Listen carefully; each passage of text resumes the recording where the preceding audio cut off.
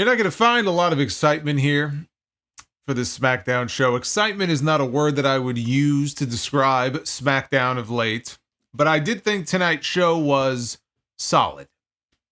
Thought it was a solid episode of SmackDown that moved the key stories along, including the main story involving the WWE Champion Cody Rhodes, Randy Orton, who is back on the show tonight, and Kevin Owens.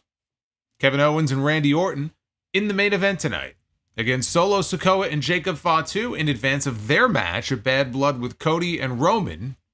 Roman was not on the show tonight, probably will not be on the show until we get to Bad Blood next weekend. But if you are tired of seeing Kevin Owens job to the bloodline, this was not the show for you. Although it served a storyline purpose tonight, which was to get Cody and Owens at each other's throats. At the very end, it was Randy Orton playing Peacemaker, and when this show went off the air, looks like cooler heads prevailed for now. I have a theory about where this is all going, and it actually stems from a comment that somebody left underneath last week's review. And it got me thinking, and I like the idea the more I think about it. I think this may, in fact, be what's going on here. So we'll talk about that. Andrade and Carmelo Hayes, they continue to be the best part of SmackDown. When you put the two of them in the ring together, we got part 6 tonight in what will now inevitably end up being a best-of-7 series. They continue to deliver each and every single time they end up in the ring together. They are consistently the best part of this show. Tonight was no different. In fact, tonight, I thought, was the best of the 6. LA Knight, still part of that story as well, lurking in the shadows with the United States Championship.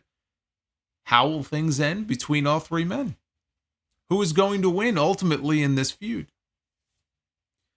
Nia Jax has her challenger for the WWE Women's Championship at Bad Blood. We had a match tonight between Bayley and Naomi to decide who would go on to challenge for the title. We have our answer. And I'm going to tell you the name of the former WWE champion who is finally on his way back. He will be back on SmackDown next week. We're going to talk about it all. This is your Friday Night SmackDown review. The final SmackDown here for the month of September. It is September 27th, 2024. I am the Solomonster. Like and subscribe for notifications. Super chats are open. I want to send a word out to anybody who is in the path or was in the path of Hurricane Helene. Boy, you talk about a beast of a storm. I was following some of the coverage of this storm once it hit land. I am very grateful I was not in the path of that storm. And there are a lot of people right now who I'm sure are dealing with power outages among other issues. Hopefully you are not among them. If you are, you're probably not watching this right now. But hopefully everybody is safe who is watching this and doing okay. So my thoughts go out to all of those people. I saw MLW, they had a show scheduled for Florida next Friday, I believe. And they were forced to cancel that show because of all the flooding in the area. The flooding in some of these areas is just terrifying. But hopefully everybody is doing okay. Randy Orton was back this week. And in fact, Randy Orton opened the show. He came out to the ring and he said that he could count the number of people in this business that he trusts on one hand. Cody Rhodes would be one of those people. He said Cody teaming with Roman Reigns at Bad Blood was disappointing, and it just didn't sit right with him. So he invited Cody to come out to the ring to explain to him why he's teaming with Roman Reigns. And that brought out the WWE champion, Cody Rhodes. Cody said that he might look like a fool by teaming with Roman, but he asked Randy if he would rather be a fool or a coward. Cody said that Roman Reigns looked him in the eye multiple times and gave him his word in the past, even before they wrestled at WrestleMania. He had made a promise to him, and every single time that Roman has made a promise to him, he hasn't lied to him.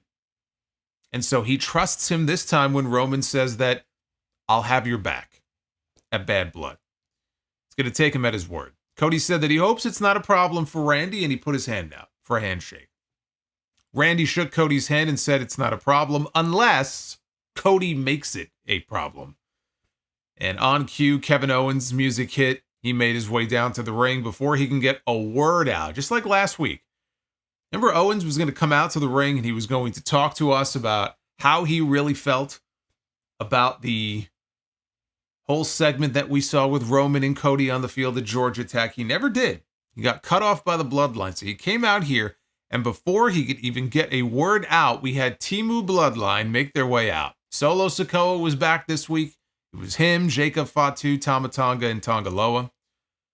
Solo said he knows Roman gave Cody his word, and Cody should trust Roman because Cody is going to need Roman at Bad Blood.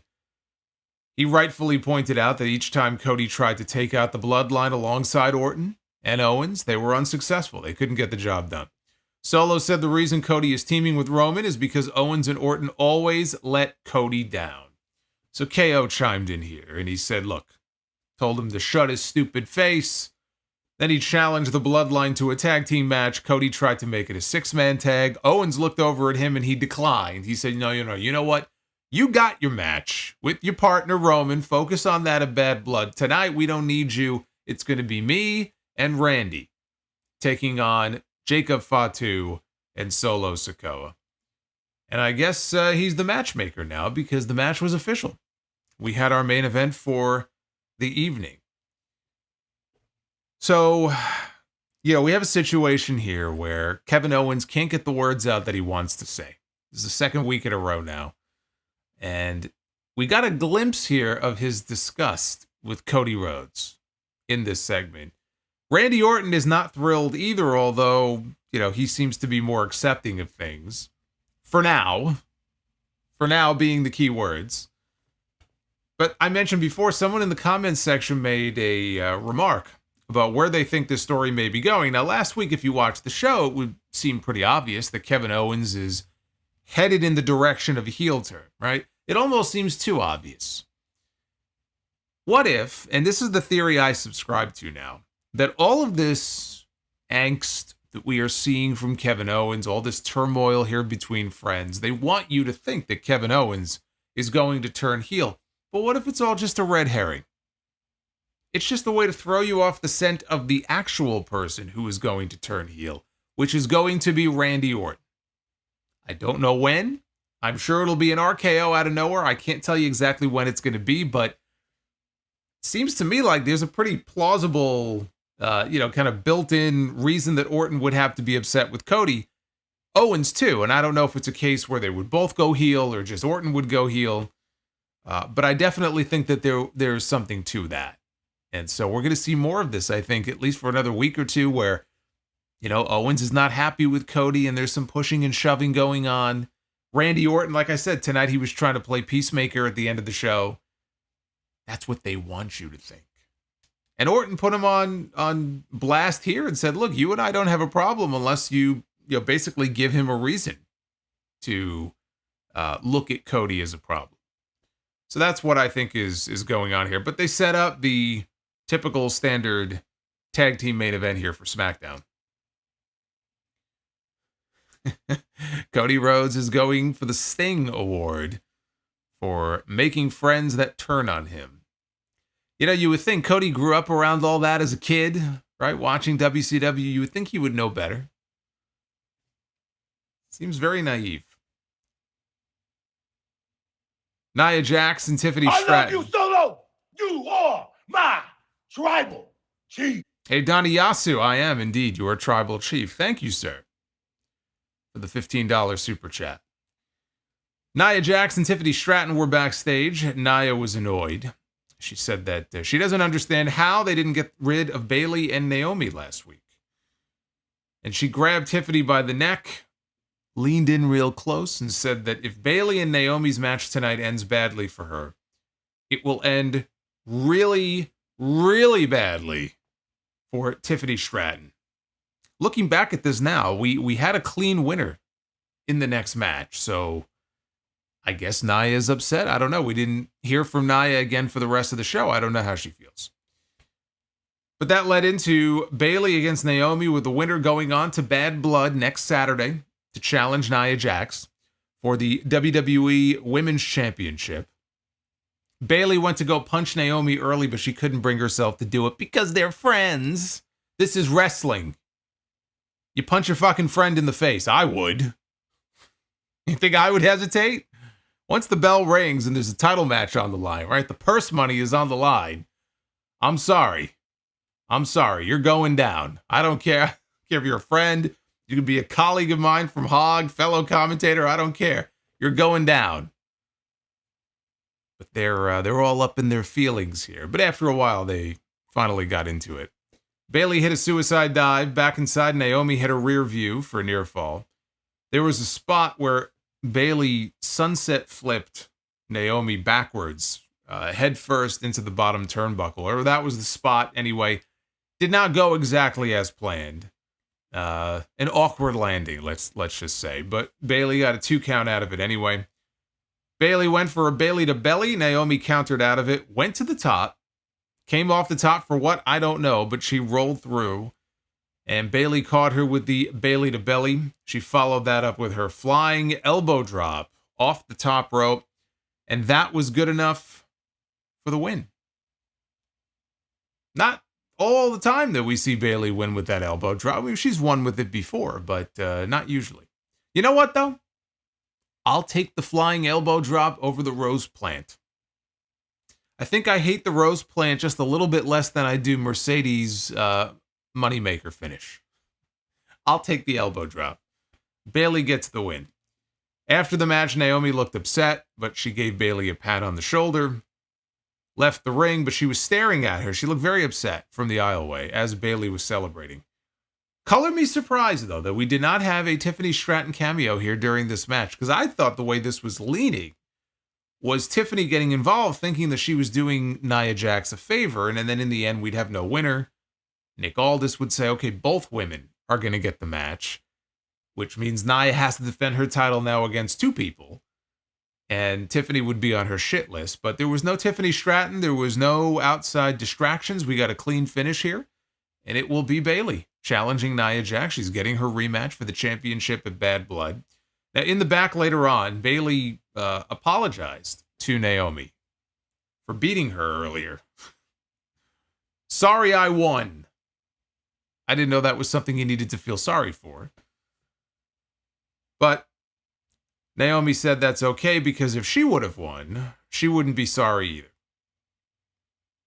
So anyway, they had a good laugh. They were basically just, it's all good between them. That's what they want you to think. Everything is good between Bayley and Naomi. Now, Bayley even breathed a sigh of relief because she didn't know. She thought Naomi maybe was really angry with her. And Naomi said, look, you're going to go to Bad Blood, you're going to win the championship, and then at some point, you and we have to run this back again.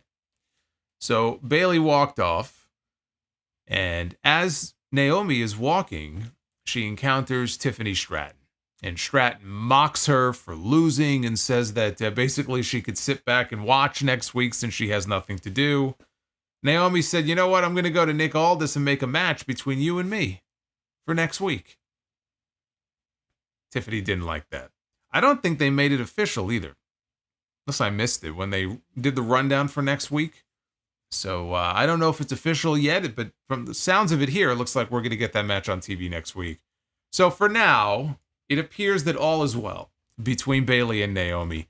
I'm not so sure about that. We'll find out next week. They showed the awkward handshake from the post-match last week when LA Knight beat Andrade to retain the United States Championship. This really awkward exchange where Andrade went in for a handshake after Knight put his fist out for a fist bump. And Knight sees him put his hand out for a handshake and he just stares at him. And they're just standing there. And then finally Andrade goes to grab his arm to force him to shake his hand. He's pulling the arm back. So I don't know if that was the intended spot and it led to this segment here, or if it was just so weird and they decided let's play off of that. Kudos to them if it was just, hey, let's play off something really awkward that happened last week. When they came back live, Andrade approached LA Knight in the back, told him that he lost his respect for him last week because he did not shake his hand like a man. And before LA Knight could answer, Carmelo Hayes out of nowhere just blindsided LA Knight, knocked him over the equipment case. It was funny because He literally knocked him completely over the case, and we lost sight of him, but still sitting there on top of the case is the United States Championship. So the actual United States champion was no longer there, but you can see his title sitting there. And then Hayes told Andrade, hey, I got something for you too. And he left. He headed to the ring for their match. It was Andrade, one-on-one with Carmelo Hayes. Andrade came into this match up 3-2 in their series of matches. And what a match it was. Andrade was draped over the second rope at one point. Hayes was on the apron. And he came running at Andrade. And Andrade, still draped over the middle rope, somehow pulled off a power slam on the apron. So that was very cool. Later on, Andrade ran into a first 48 from Hayes for a 2 count. Hayes was bleeding from the mouth. He went for the double knees in the corner. Andrade moved, hit a leaping forearm to take control back. Andrade went for the message, which is his finish, but Hayes countered out of it. And there was this really cool spot where he did a springboard off the middle rope backwards. And as he comes off the middle rope, he catches Andrade, like hooks his head and DDTs him. So that was very cool. Only got a near fall out of it, though. They went to a break. The show came back, and Andrade was climbing to the top. Hayes cut him off, and he tried for a superplex. Andrade, though, headbutted him to the mat, and Andrade then commenced the double shot moonsault that he does every single week. Of course, didn't get the first one. Did a standing moonsault. Then he hit it. Crowd was chanting, "This is awesome." Hayes went to the top. Andrade cut him off. Now he set up for a superplex, but instead Hayes countered on the way down in midair into a cutter. And that was a great near fall that followed. Hayes went for nothing but net. Andrade moved and hit a spinning back elbow that caused Hayes to roll out to the floor.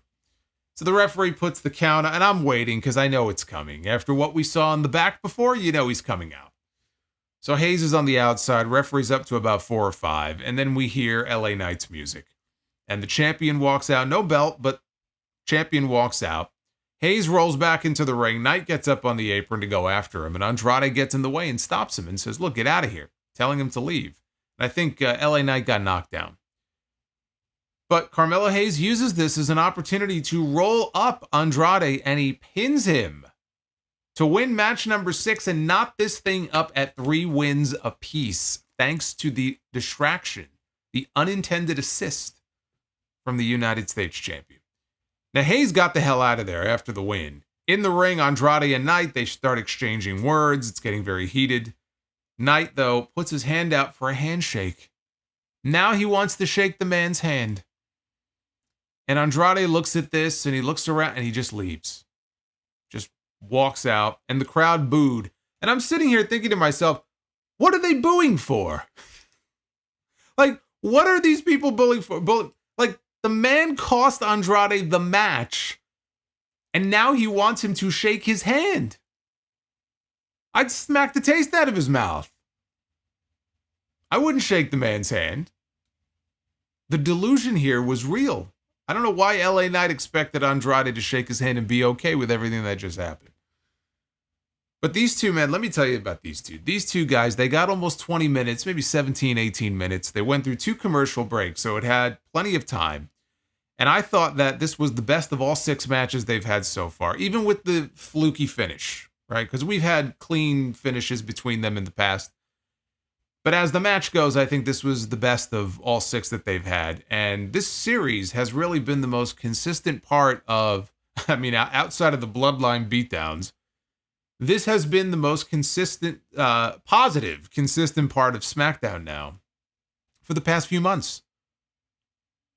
And now they're going to push this, I'm sure, to a best of 7, which is perfectly fine with me. But these two, every time they go out there, you know, there's just some guys when they go out there that just really play well off of each other. They work well together. Everything is smooth. And then there are other people who it's not so smooth, you know, and they can't get on the same page. And that's not the case with these two. These two, it's a pleasure to watch them go out there every single week. The crowd gets into it. Andrade has gotten himself over. And the reason Andrade has gotten himself over is through his work in the ring. It's definitely not by his promos. He's simply goes out there And he has these kick-ass matches, and people are hanging on to every near fall. Now, you give him a dance partner like Carmelo Hayes, and if you know him from his NXT days, you know what Carmelo can do. And you end up with what we have here between these two guys. So even though we've now seen 6 matches with these two, I'm ready for number 7. Let's wrap this up with number 7. Now, WWE does not typically do time limit draws. And the reason they don't do time limit draws typically is because they don't acknowledge time limits. I wish they would. They do in AEW. I wish they would acknowledge them here. They don't. It doesn't mean they can't do one, but it just seems very unlikely that all of a sudden, the bell is going to ring after 20 minutes because it happened to have a 20-minute time limit. So they're probably not going to do that. But if ever there was a time for a time limit draw to get us to a triple threat match, this is it. This is it. Now, we already had LA Knight against Andrade, so maybe Carmelo Hayes goes over the next time they meet. And we get Hayes and Knight for the championship, but it would feel incomplete without Andrade in there because all 3 of these men have been linked together over these past several weeks. This feels like a triple threat in the making. The question is, how do you get there when you're on the verge of a 7th tie-breaking match between these two? If you don't do a time limit draw, you could do some other kind of no contest. You could have LA Knight interfere. Maybe kind of lame after what we saw tonight. However they get there, though, it just feels to me like that's the inevitable direction for this. I really feel like these two, and maybe with Knight in there for the U.S. title, but certainly these two. I wish they would have time on a PLE to go out there and really blow this thing off.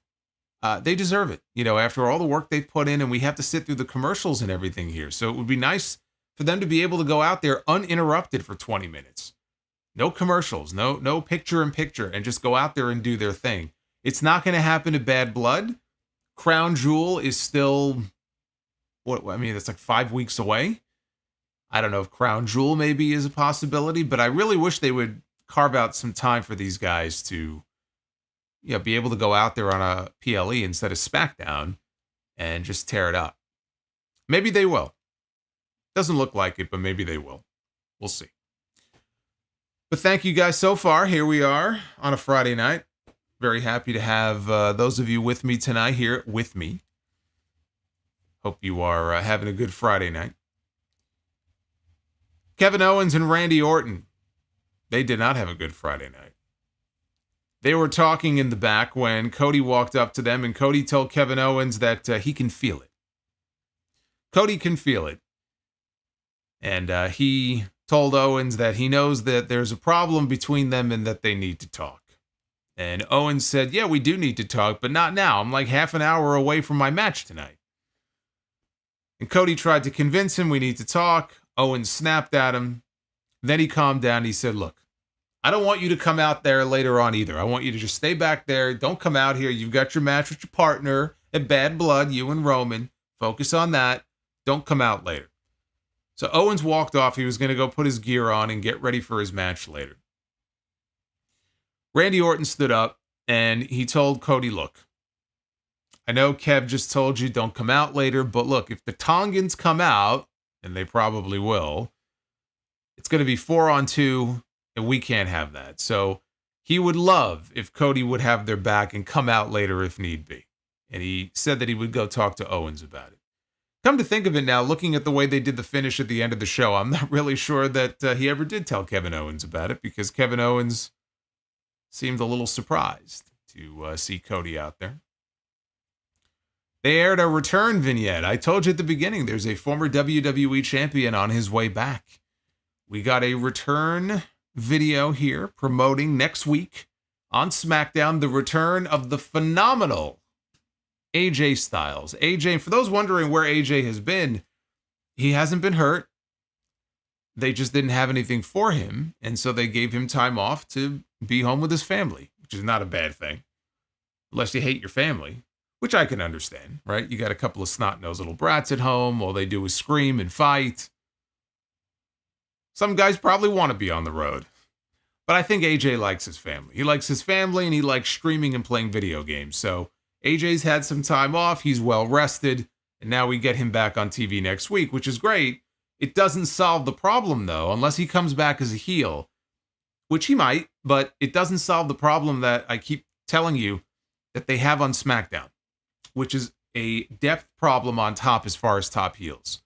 And even bringing back AJ Styles, that doesn't fix that problem necessarily, but it does get a big name back on the show, so it'll be good to have him back on SmackDown. We had Michin. You know Michin, right? Michin! One-on-one with Piper Niven.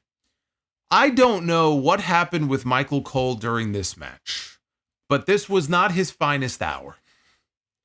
There are 3 things here I'm going to highlight for you. Number 1, Chelsea Green had a trash can at ringside. She was in Piper's corner. We couldn't tell what was in the garbage can, but Michael Cole was just crying and whining about how, oh my God, it reeks.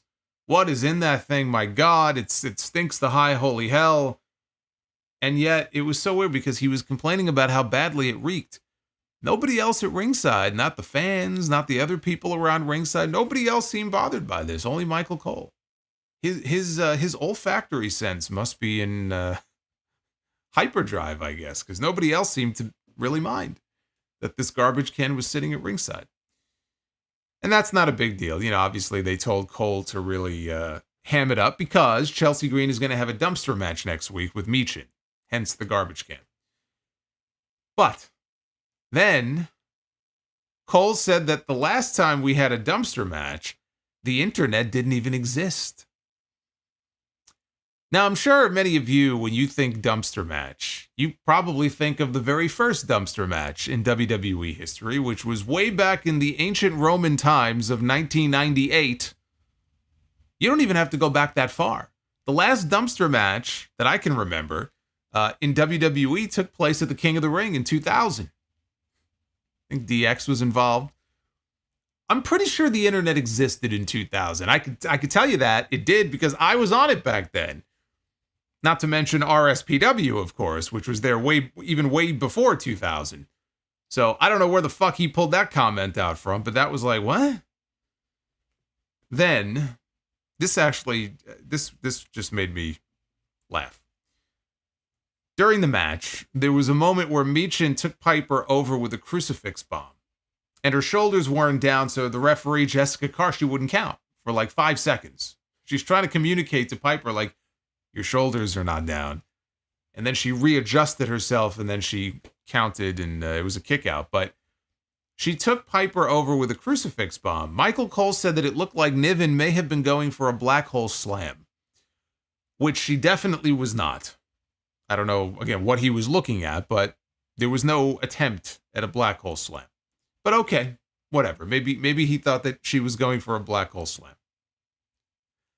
Literally 5 seconds later, I mean, maybe less, okay? 5 seconds later, Piper Niven did catch Michin in a black hole slam, which Michael Cole refers to as a spinning sidewalk slam. I wanted to pull my hair out. You just made reference to a black hole slam that didn't even exist. The attempt didn't even exist. Then we get a black hole slam, and he calls it, oh, it's a spinning sidewalk slam. I don't know. I don't know.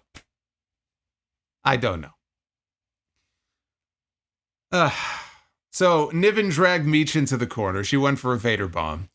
Michin moved. Niven came back with a Michinoku driver, got a near fall out of it. Chelsea then distracts the referee. And Niven, she missed a running cannonball senton attempt out on the floor because Michin was up against the timekeeper's barricade with the garbage can behind her. She moved out of the way, and so Piper hit the garbage can instead.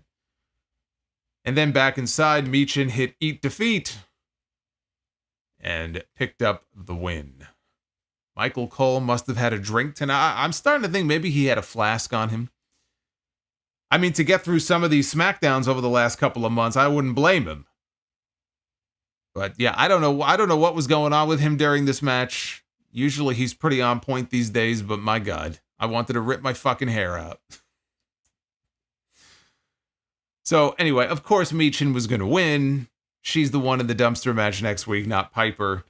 You know what I'll say about this program? And this is not a terribly interesting program. It's just not.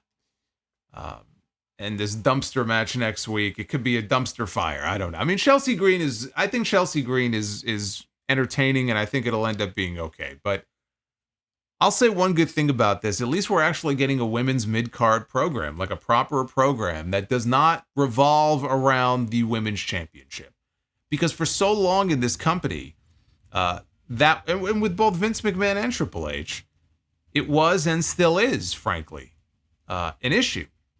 That the focus is just always around the women's title, and all the other women just sort of meander around. It's very rare that you get a solid story. I mean, they have these little minor storylines that play out sometimes, like in backstage segment, like the Pure Fusion Garbage Collective on Monday night, but nobody gives a fuck about that. But like a real feud or program. And so here we have one, and there's no women's title involved. Again, it may not get you excited, but at least they're doing something with these women, and he's trying to get them some TV time. This is why I'm okay with them if they want to introduce a women's mid-card title. I know some people are not hot on the idea. I mean, look, I've talked about adding more championships before. It's not something that I'm necessarily a fan of, but I think it's inevitable that we're going to get at least one, and I'm okay with it if it helps in the storytelling where it gives these women something to fight for on the undercard, who are never going to be fighting for the championship on top. You'll have, when Charlotte Flair comes back, you'll have Charlotte, and Nia, and Tiffany, and maybe Bayley and Bianca. Like, you'll have your core, but like Piper Niven, Chelsea Green, they're not going to be competing for that. But if there was a women's intercontinental title, you know what? I think someone like Chelsea Green could make that entertaining. Maybe if they didn't treat her like a complete joke all the time. But they have other women. They have women they could call up from NXT. Frankly, if this show's going to go 3 hours, they're going to have no fucking choice, and they're going to have to bring in some new faces. Mostly men, because they have a good number of women already, but if they bring in more, having a women's intercontinental title, for example, I'm not as against the idea of it as I was before. Now, if it were up to me, I'd be okay with that, and I would junk the tag team titles, the women's tag belts. They're not going to do that. But that's what I would do. But I don't have an issue with them doing it. I think it's inevitable. I think it is going to happen. And we'll probably end up with two. We'll probably get a women's IC and a women's US. That would be my guess. US on SmackDown, IC on Raw. I think that's part of why we have seen the North American Championship introduced for the women on NXT. It's almost like NXT is like this fertile ground for trying new things that the main roster maybe has not tried yet. And if it goes well, it's like, well, they have a women's mid-card title on NXT. So why not have one on Raw? Why not have one on SmackDown? It's going to happen. It's not a matter of if, it's a matter of when. The main event on this show had Randy Orton and Kevin Owens teaming up to take on Solo Sikoa and Jacob Fatu. Orton dropped Fatu on the announce desk early, and Jacob just popped right back up. So Orton gave him 3 more. And he didn't even bother clearing the table off. So like he's falling on this table and there's like monitors and shit laying around. Then he did the same thing to Solo Sikoa, only gave him 1. That took us into the final break. Owens and Solo, they fought on the turnbuckles. Owens shoved Solo back into the ring, attempted a swanton. Sikoa got his knees up. Solo followed with a hip attack in the corner. Owens was in a bad way, and he was fighting for that hot tag to Randy Orton. He finally got it. Orton comes in. He drops Solo with a snap power slam. Here comes Jacob Fatu. He drops him with a snap power slam. Orton drops Solo with a draping DDT. And now the voices are talking to him, and the voices are saying, it's time for an RKO. So Orton sets up for an RKO. Fatu now gets back up on the apron. Orton knocks him off, but that one distraction allowed Solo Sikoa to hit a Samoan drop. Orton then with a low bridge, out to the floor goes Solo. Now Kevin Owens is over in the other corner and he's yelling for a tag.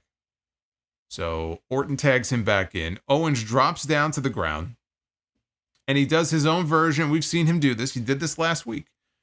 Did his own version of the Strowman Express. And he goes running around the ring and he knocks down Solo and he knocks down Fatu. And then he delivers running sentons to both. Back inside, Owens hits the Swanton Bomb to Solo this time, who kicks out at 2. And here comes Tama Tonga and Tonga Loa. Now, this was telegraphed by that backstage segment earlier in the show, so you knew that the Tongans were going to make their way out. That distraction as they came out allowed Solo to drop Kevin Owens with a spinning solo for a 2 count. Cody's music hits because the champ needs his music. And Cody Rhodes comes out. He drops Tama Tonga. He drops Tonga Loa. Tama Tonga ends up back in the ring and he's motioning for Cody to bring it on, but he doesn't see that Randy Orton is now standing behind him. And as soon as he turns around, Randy Orton drops him with an RKO. But then he eats a super kick by Fatu. And Fatu then sails through the ropes and he wipes out Cody Rhodes. Owens, though, in the ring hits a stunner to Solo Sikoa. And he's got the match won. Now, Jacob Fatu throws Cody, rolls Cody back into the ring, and Cody inadvertently hits the referee. Hits him in the ankle. The referee goes down.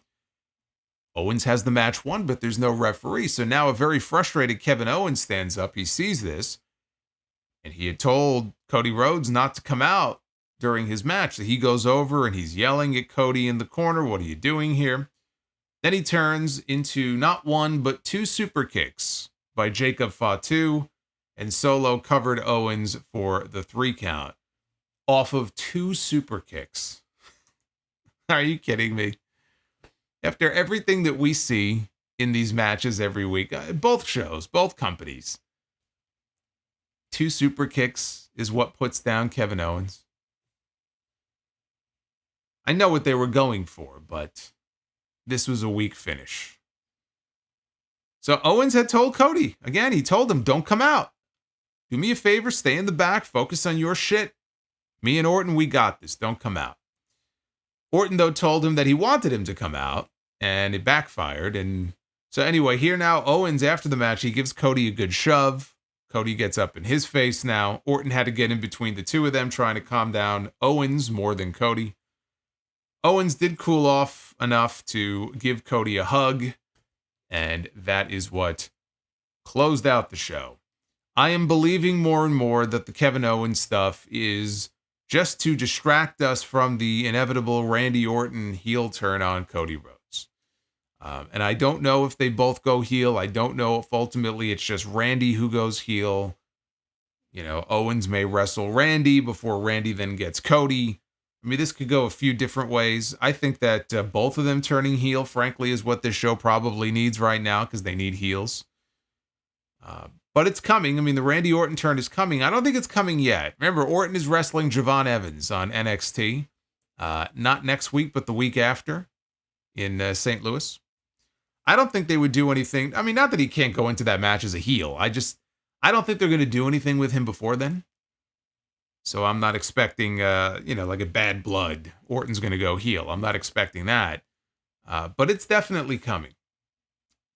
So next week, I will also tell you, don't be surprised to see the Street Profits walk out the new WWE Tag Team Champions. Thanks to an assist from Randy Orton and Kevin Owens.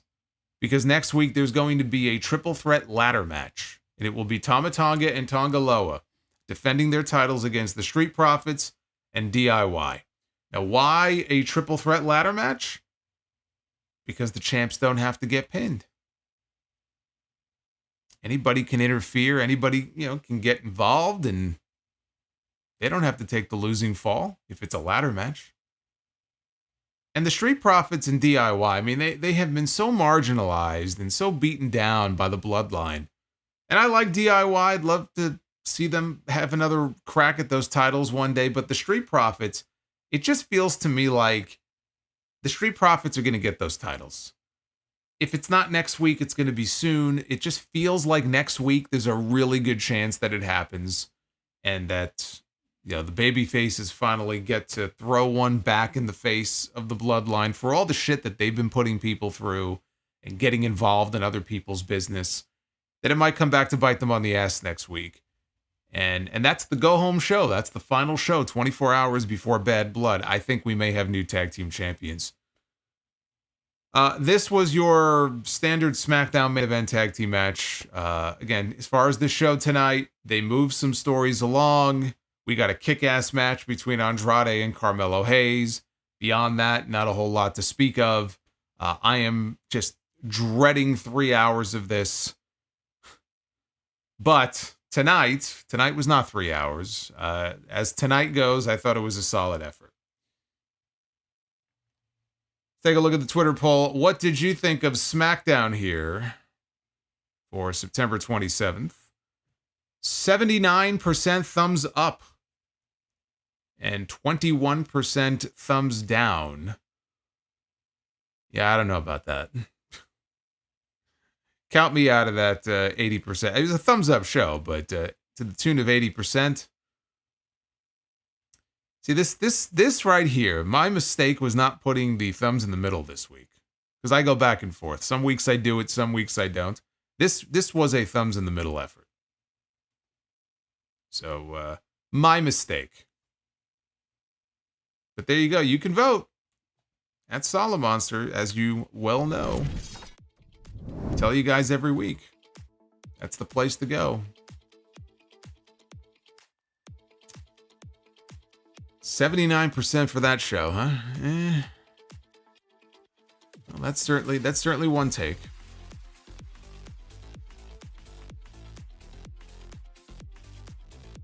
All right, let's take a look at your super chats here. We should this should not take too long. We're gonna start with our boy Sidro. Hey Sidro, I hope you're having a good night, man. Sidro with us here tonight. Oh boy, we got more jokes.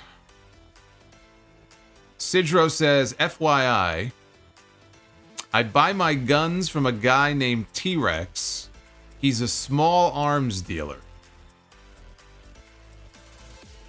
Also, what if soy milk is just regular milk introducing itself in Spanish?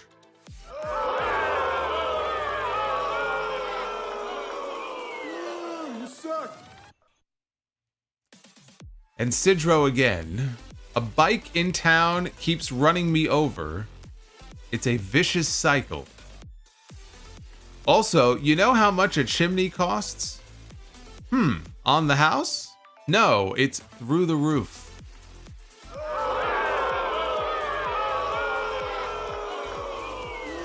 You suck. Keep trying, Sidro. Keep trying. Brother Fluff Salisbury, what would you think if they do a gimmick where R-Truth got his bell rung so hard that he showed up in TNA thinking that he is still in 3 Live Crew? It still wouldn't get me to watch TNA, so I mean, if that's your thing, then I'm okay with it. For me personally, I don't really give a shit, so. Fine with me. I'm not going to see it, but that's fine with me if you want to do it. Boots. I once popped my ankle while doing a heel turn. Hey, you got to be careful with those things.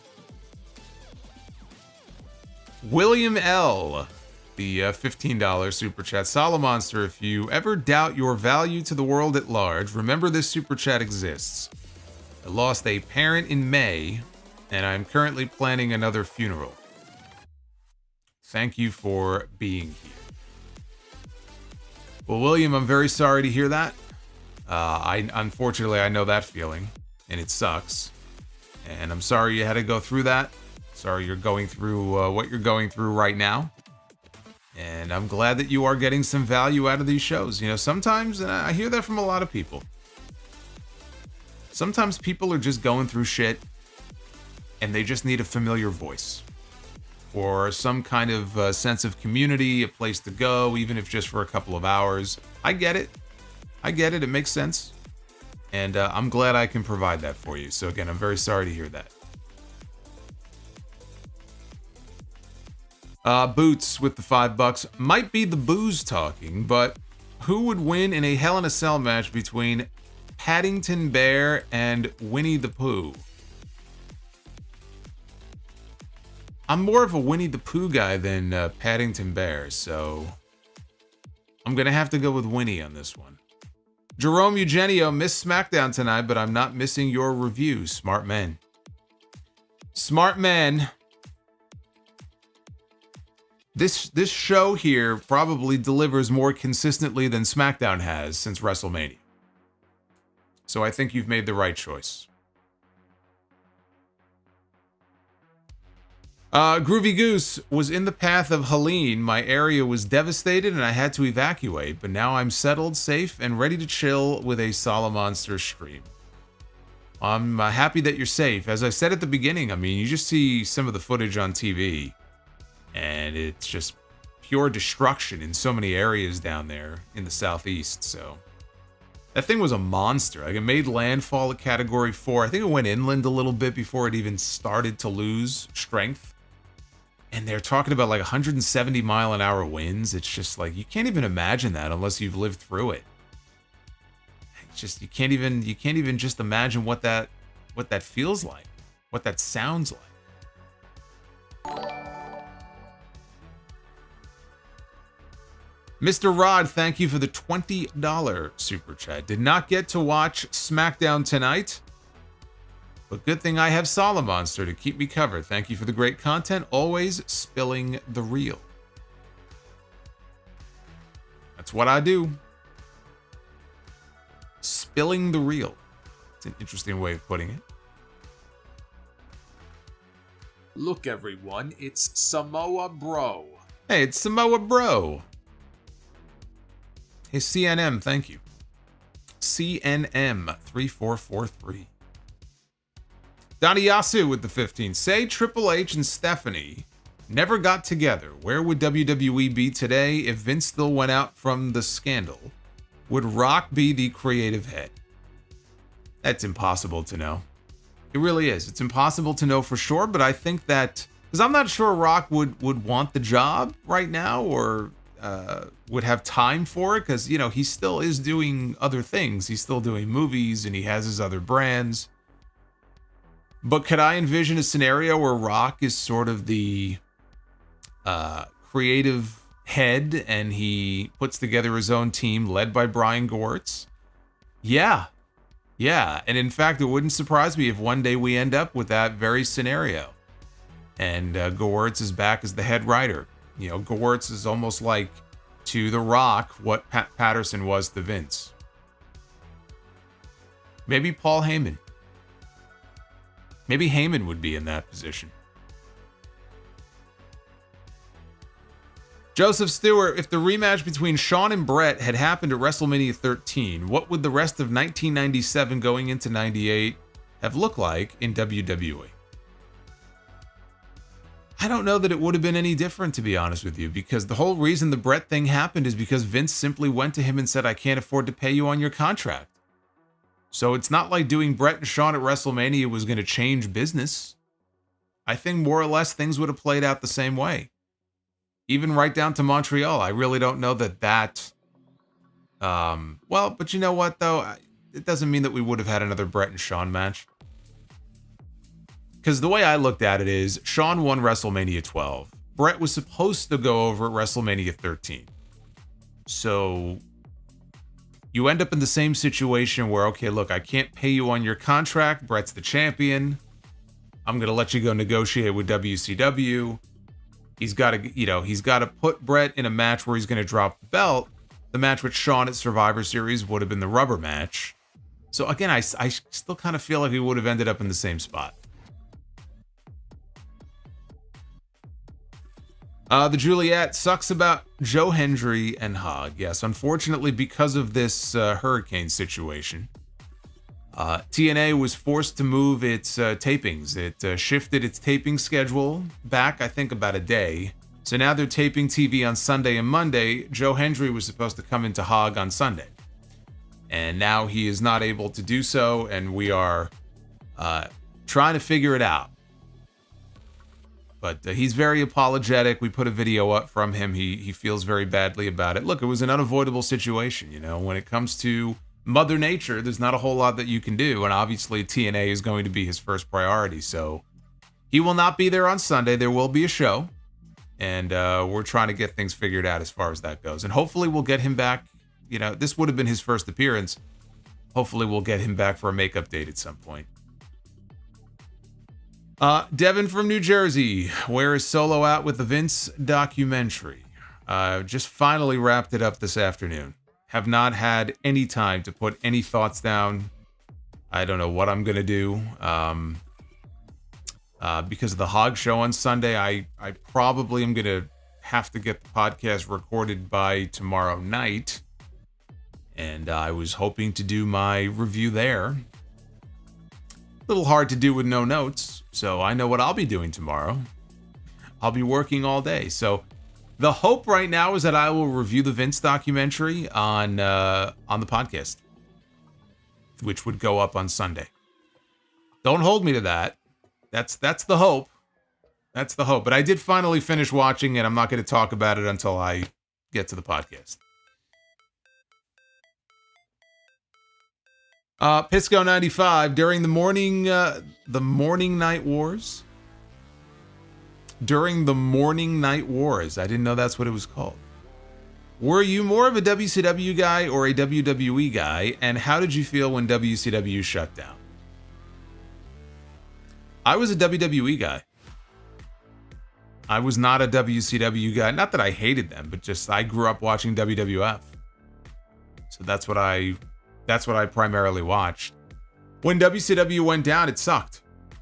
Now WCW was the shits at the end. I mean, it just was terrible. I mean, it was just fucking awful. If you didn't live through that era and actually see that programming at the same time that it was airing opposite what WWE was doing, when they were at, I would argue, their creative peak. I mean, that just accentuated how awful the product was. It was really depressing to see how far they fell so fast.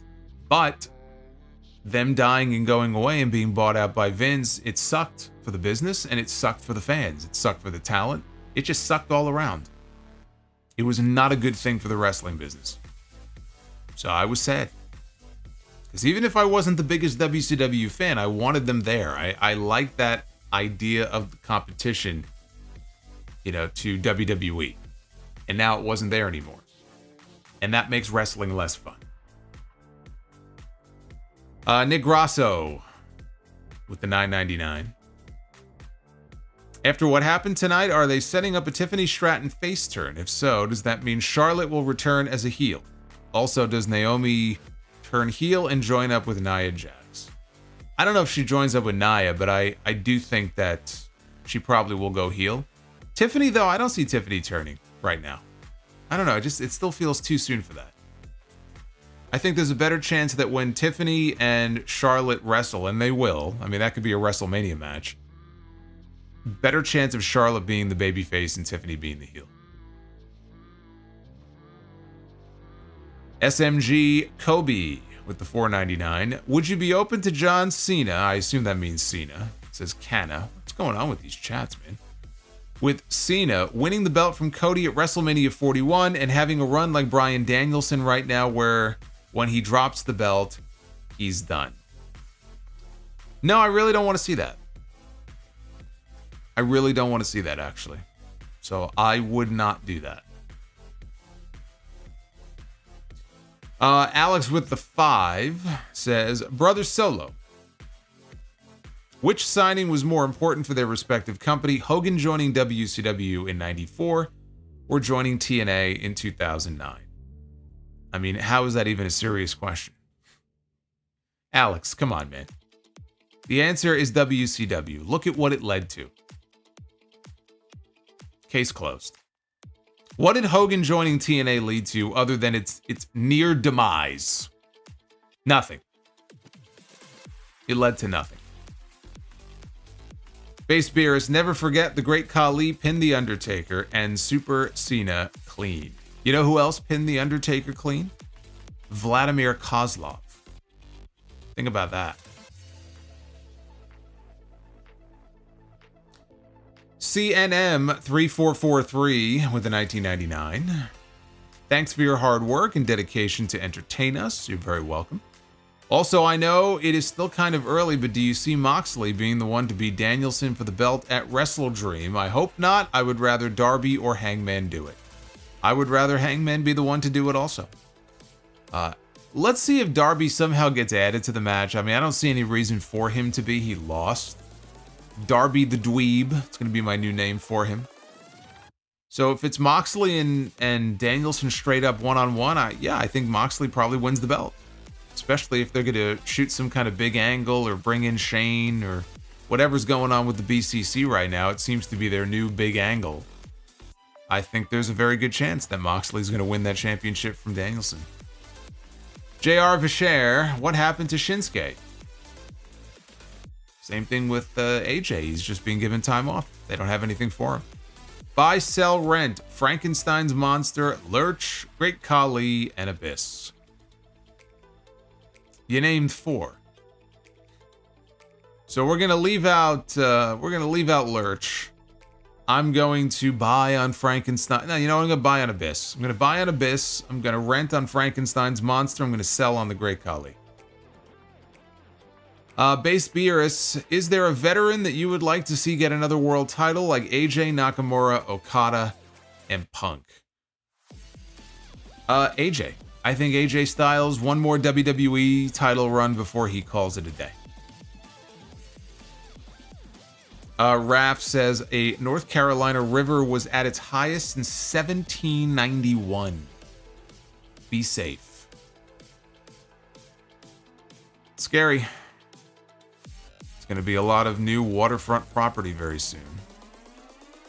I said this years ago when we had Hurricane Sandy. And I was actually on a Florida radio show to talk about what was going on here in New York. And I said the South Street Seaport is more sea and less port. And sadly, one day that will be the case. Pisco 95, sorry, meant Monday Night War. Yes, I'm aware. I'm aware that you meant Monday Night Wars. To add another question, how would you book AJ Styles when he returns? If he remains heel, who would you feud him with? It's tough because he already feuded with Cody for the title. And we've already seen him feud with LA Knight. And those are the two babyface champions on the brand right now. So you got Kevin Owens. You know, who else is there? It would almost be better for him to come back as a babyface. I mean, you could do, coming out of this whole U.S. title situation, you could do AJ and Andrade. I mean, that could be fun. I almost feel like Raw is the better place for him. Send Drew McIntyre to SmackDown, send AJ Styles to Raw. And eventually give us AJ Styles and Gunther for the World Heavyweight title. That's what I would do. You know what? It's a perfect idea too, because I've been clamoring for there to be trades between the two GMs. And if you're looking for, more or less kind of a one-for-one trade, and Drew has been a much bigger deal this year than AJ has been. He's a little bit younger, but you have McIntyre go to SmackDown, and in exchange, Raw gets AJ Styles. That's what makes sense to me. Project Libertad. Nice to see Tony Khan transform from the nice good guy boss to the common carny wrestling company owner. It's like watching a zombie virus take over. Well, it happens to everyone at some point. JR says, we had some bad flooding in parts of Atlanta. Parents in Augusta, 2 hours away, still have no power since 3 a.m. They got wrecked when Helene shifted east. Hopefully they get the power back soon. I would imagine even now here in September, it probably doesn't feel too good to not have air conditioning. But hopefully they'll get that power back on very soon. At least they're safe. That's the most important thing. Base Beer says, your favorite cash-in. I think RVD's is underrated. Well, RVD called his shot in advance, which I respect. You gotta have respect. Favorite cash-in, though, is going to be Dolph Ziggler on Alberto Del Dipshit. being in the building for it just added a whole new perspective when I literally felt the building shake. I felt the Izod Center rumbling underneath my feet when he cashed in and won that championship. Near says, I effing hate wars. Enough. War, what is it good for? I agree, man. It sucks. Hope you're safe. And RDS Harry with the 5. How are you, brother? I hope you had a blessed day. I always enjoy your reviews. Best podcaster in the world. Harry, I appreciate all of the kind messages every week. Harry is with us on most of these streams, and I thank you. Thank you for the kind words. I hope you're doing well. And that, I believe, brings us to an end. As far as the super chats go, all of your messages. We fell way short of the goal tonight. Kind of a dead night, honestly. Kind of a dead SmackDown. I'm sure that didn't help. But we did not meet our goal. So we will have to try again on Monday and shoot for Be the Booker on Monday. Hopefully we can hit it then. If you missed any of the content this week, Raw, Dynamite Grand Slam review, it's all up here on the channel right now. In fact, you can go when you're done here and check that out if you missed any of it. Episode 881 of The Sound Off will be going up later this weekend. So please do check that out. We got a super chat here from Cameron Spencer with the $4.99. Did you see the clip of a man bothering a stray pit bull? The pit bull got pissed and attacked him and injured the man badly. Well, play stupid games and win stupid prizes. I love you, Solo. You are my tribal chief. Base Beerus. The $15 super chat. Your tribal chief thanks you. I will acknowledge you. Thank you very much.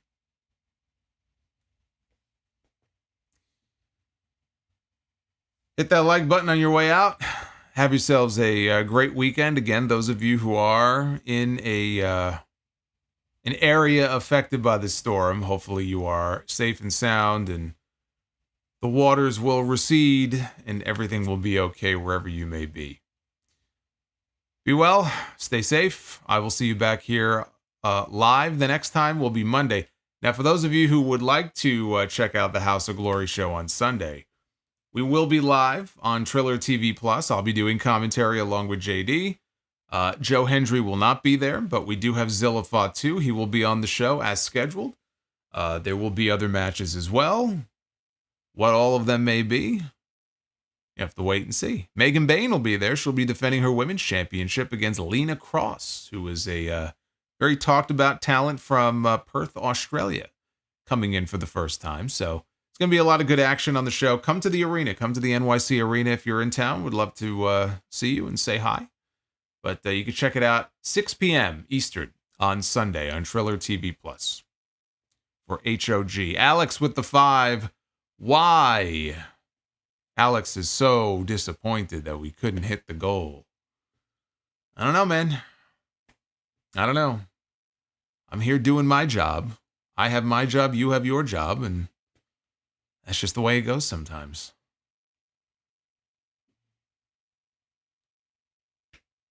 Anyway, Hog needs a TV deal. Trying to give me more work. Trying to put more work on my plate. You try to pull me away from here? You know, one day, you never know. Never say never. All right, I'm out of here. Have a good weekend, guys. I'll see you on Monday night.